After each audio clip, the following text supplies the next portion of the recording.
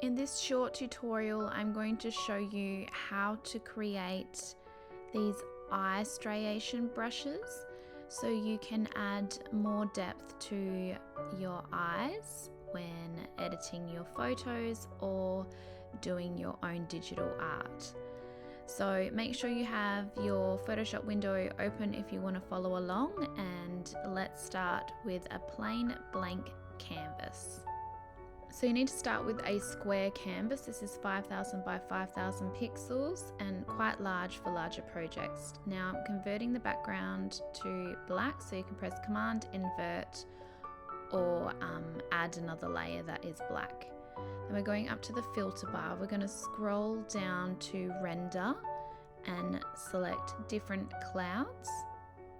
And this is what the image will look like at the moment. Then we're just going to grab our little selection tool and just make a selection of a small piece of the clouds in the middle. Now I'm just going to feather out the edges in my properties here, just on the side, just so I don't have that sharp edge happening. So just going to feather it just a little bit more, just so it looks nice and blended into that background.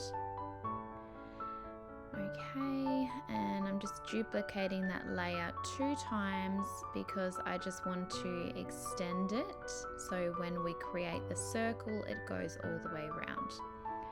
So just drag each layer out to the edge. You don't need to see it at the moment, just drag the top layer out, and then the second layer we're going to drag to the other side, so we have a really nice long line of these clouds.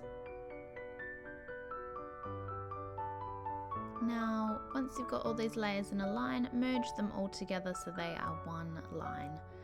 Then using Command T, so your transform button, we're just going to fit all these layers in to the middle of the screen here. And I'm just going into the edit bar, scrolling down to transform and distort, and just going to stretch these clouds out so that gives a little bit more of a linear look to it. Don't worry about the lines in the middle, we will sort them out later.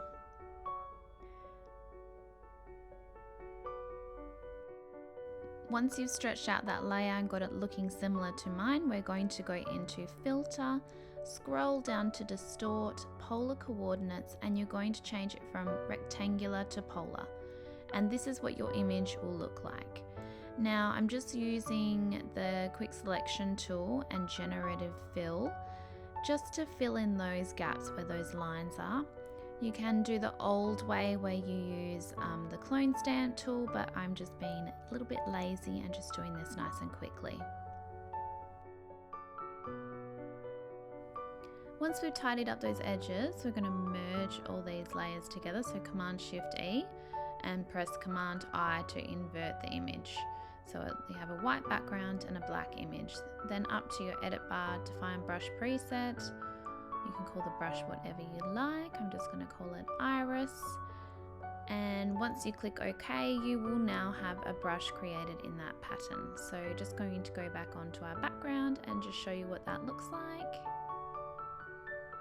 Here we go, using the white brush, and there you go. You have a iris or eye striation brush created. So now I'm going to show you how to use it in your images.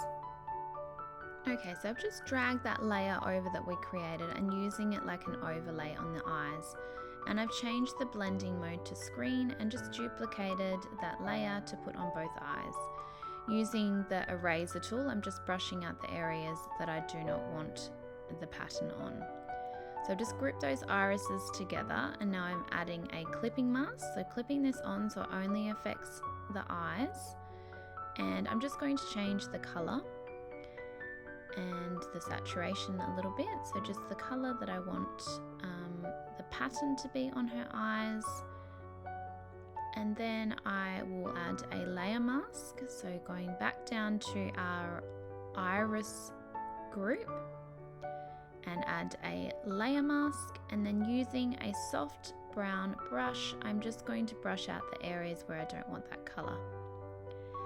And you can always go back onto that hue saturation layer and add more. So now let's try the brushes. So I've just added a layer and just going to go into the brush similar to what we created before. So let's just select a eye striation brush. We'll just go with this one. Okay, and then we've got our colors on. So we've got black and white. So we're just going to switch it over to white. So you can press X on your keyboard. I know it looks really funny at the moment, but stay with me. And we're going to do the other side as well. So similar to what we did with the overlay, but we're going to add a layer mask onto this one.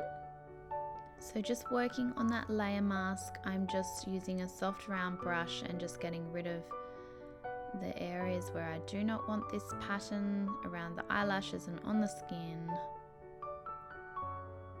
Now we do need to, you can leave it like this if you want, but it'll look a bit funny. I think we need to add some color. So a hue saturation color, add a clipping mask to the layer or the group, which is your patterns.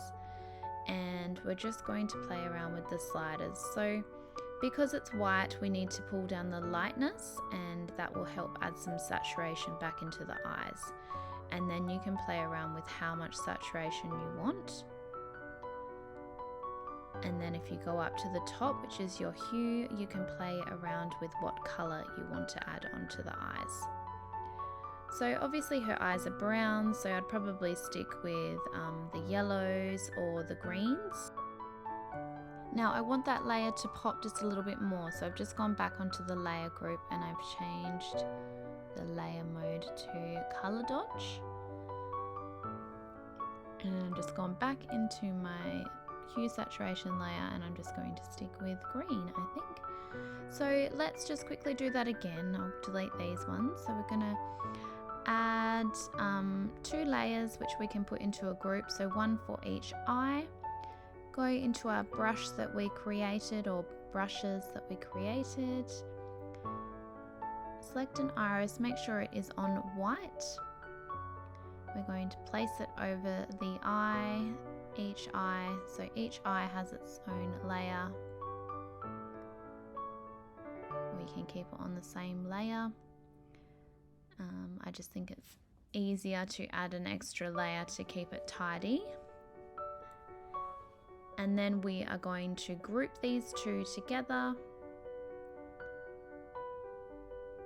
Then we're going to add a layer mask onto the group, and using a soft round brush, we are going to brush out the areas on black that we do not want the pattern to be on. So up the top near the iris, and on the other eye closest to the bridge of the nose there, brush that area off. And then I think we will add some color.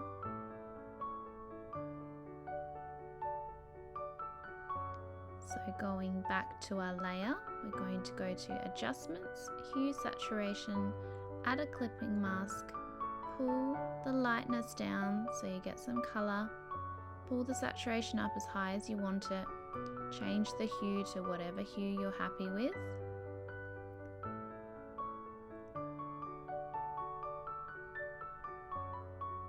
Play around with the hue colors. So let's just go with a green, then back onto our group layer, and we're going to change the mode to, where is it?